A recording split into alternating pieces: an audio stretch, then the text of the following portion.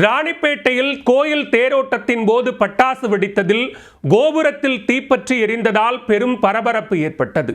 சிறு தீப்பொறி கொண்டாட்டத்தில் கலேபரத்தை ஏற்படுத்தியதில் நடந்தது என்ன?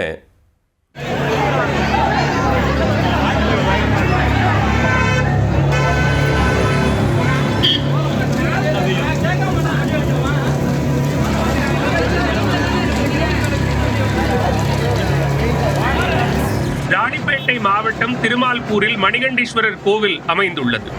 இந்து சமய அறநிலையத்துறை கட்டுப்பாட்டில் உள்ள இந்த கோவிலில் மாசிமக பிரம்மோற்சவ விழா களை கட்டியுள்ளது. இதன் 7ஆம் நாளில் தேரோட்டம் விமர்சையாக நடைபெற்றது. தேரோட்டத்தில் திரளான பக்தர்கள் கலந்து கொண்ட நிலையில் கைத்தறித்துறை அமைச்சர் ஆர் காந்தி மற்றும் திமுக நிர்வாகிகள் சாமி தரிசனம் செய்தனர். அப்போது அமைச்சரை வரவேற்கும் விதமாகவும் தேரோட்டத்தை ஒட்டியும் வான வேடிக்கை நிகழ்த்தப்பட்டது.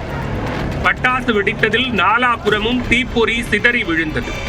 அதன் அருகே செல்வ விநாயகர் கோயிலில் குடமுழுக்கிற்கான பணிகளும் நடைபெற்று வந்தன. அதற்காக கோயில் கோபுரம் மீது தென்னங்கீற்றால் கூரை அமைக்கப்பட்டிருந்தது. அதில் பட்டாசு தீப்பொறி பட்டதும் மளமளவென தீ பற்றியது.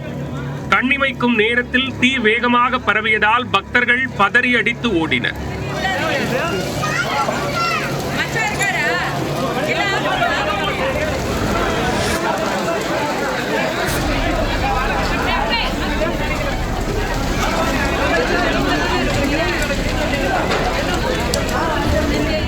தகவல் அறிந்து விரைந்து வந்த தீயணைப்புத் துறையினர் போராடி தீயை அணைத்தனர்.